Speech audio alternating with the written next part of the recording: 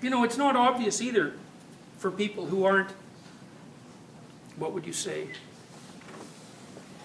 who aren't accustomed to those sorts of extremes of experiences. It's not obvious at all how much of this sort of thing you have to become conscious of. You know, because death is obviously one of the things that terrifies people deeply. And it's not obvious how you should accustom yourself to that. So I can tell you a story that's quite interesting. I had a client at one point who was a vegetarian, and that actually turns out to be relevant. Part of the reason that she was a vegetarian was because she couldn't even go into a grocery store where there was a butcher's department.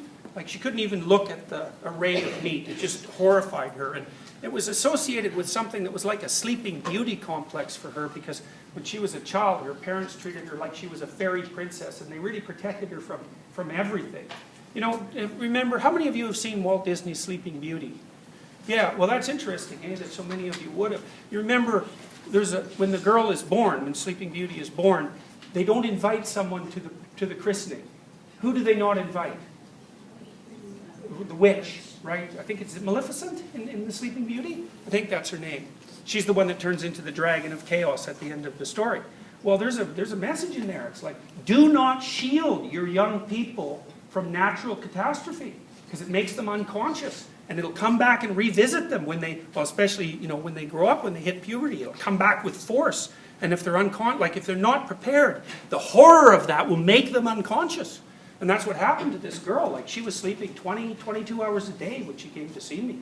It's like she was a fairy princess until she hit puberty, and then she was like an evil slut as far as her parents were concerned. It was like, bang, things switched completely. Of course, that was horrifying to her. But it was also tangled up for her with kind of the horror of life in general.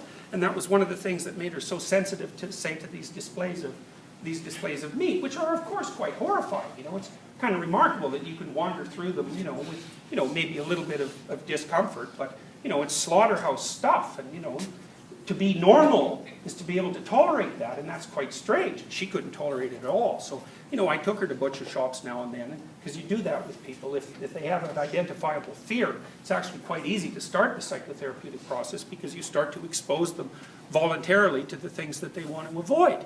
So, you know, I took her into a butcher shop, and geez, you know, it just about flipped her over. You know, she sat in the car afterwards and cried for 20 minutes and told me about how terrible life was, and that she couldn't live in the face of all this, you know, dismemberment and constant death. And she was also very, very inclined towards identification, you know, with little cute animals, which is generally a fairly solid feminine trait, right? Because females are very attracted to things that are cute, and cute things are basically infantile and helpless, right? That's sort of what activates the cute detection. You know, it's part of maternal behavior, and it's really an important part, you know, because if you didn't find your babies cute, you'd really be in trouble, because they're a lot of trouble, you know, and they push you because they require so much care, so they bloody well better be cute and smiling and, you know, make friends with you. But she, like, was hyper identified with, like, little vulnerable animals, you know, and that's not good, because she wasn't just a little vulnerable animal, you know. She was also partly a predator, and human beings are partly predators. And, you know, maybe you think that's terrible, but that's how it is. And the predatory part of yourself better be incorporated and used, because otherwise, first of all, you'll be weak without it. And second of all, if you don't incorporate it, believe me, that doesn't make it go away. It'll just go out and have fun on its own in ways that are unconscious that you don't control. So she was a really good dreamer, this girl, and she actually had lucid dreams, which is quite remarkable. And sometimes she could even ask her dream characters what they symbolized. Right in the dream, you know. It's the only time I've ever seen that, although I've had some lucid dreamers in my practice. And one day she had this dream because she was really having a hard time finishing university. It was like her 6th year, 7th year, or something like that. And that was partly because she slept all the time, and then she wouldn't get anything done. Like, she was trying to sleep to avoid consciousness, right? To avoid being alive, because consciousness was too painful for her. And so she had a dream one day that she met. Actually, I'm mixing two dreams here together, but it doesn't matter, because it just sort of collapses the narrative. She dreamt that she met a gypsy that was traveling through the forest, and the gypsy told her that unless she would be willing to work in a slaughterhouse, she'd never finish her degree. So she came and told me that dream, and I thought, well, slaughterhouse, that seems a little bit difficult to arrange. You know, and she wasn't sure she could handle that anyways. And I said, well, is there anything that you can think of if you imagine something, is there anything that you can think of that, might serve as a substitute? And she came back to me about a week later and she said, I want to see an embalming. And I thought, wow, that's rough. That's no doubt about that. That's rough. So I phoned around to a bunch of different funeral homes and I told them that I had a client who was like so terrified of death that she couldn't even live.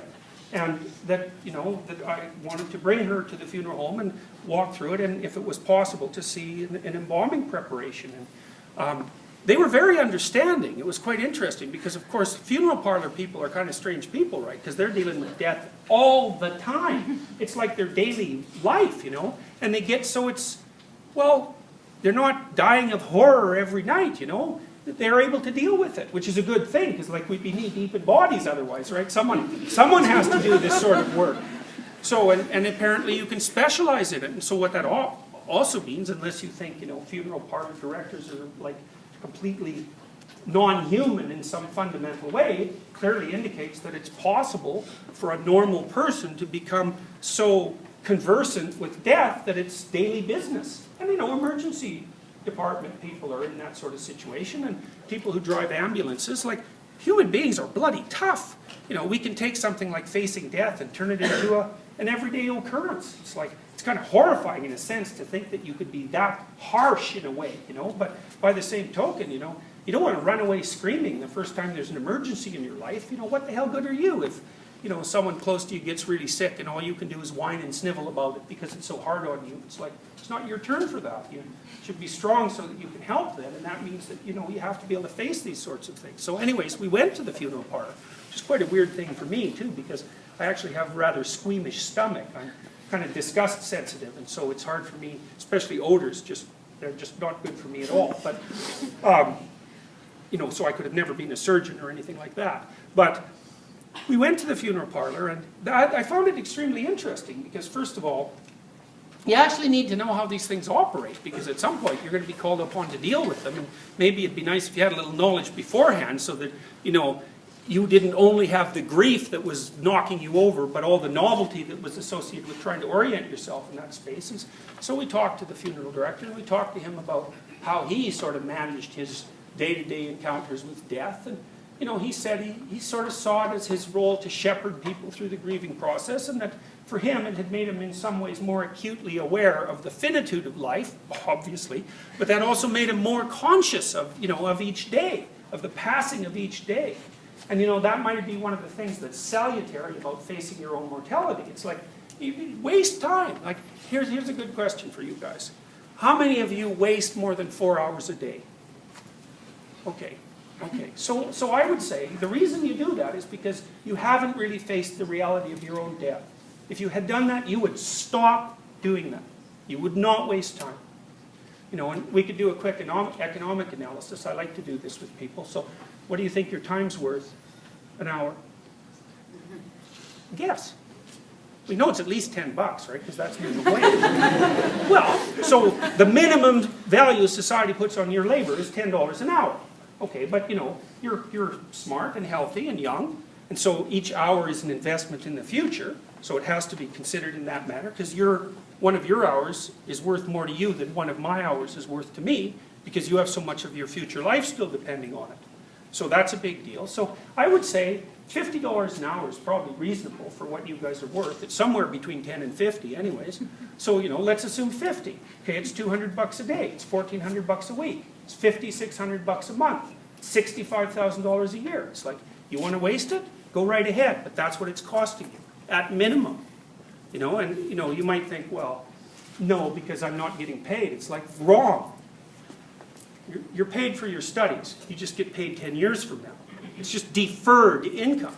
And there's a huge difference between people who have B's and A's. Like B's, doors shut. A's, doors open. And so, you waste that time, you will bloody pay for it. And you don't get it back either. So, if you're awake and you know that this is waiting for you and that there's only so much time you have, that can bloody well wake you up and stop you from wasting your time, because you don't have that much of it. Clean up your room. Then you'll know what to do next. I had a girl come up to me last night. She said, I started cleaning up my room, changed my life. She said, your room is an externalization of your mind. And that's right. That's exactly true.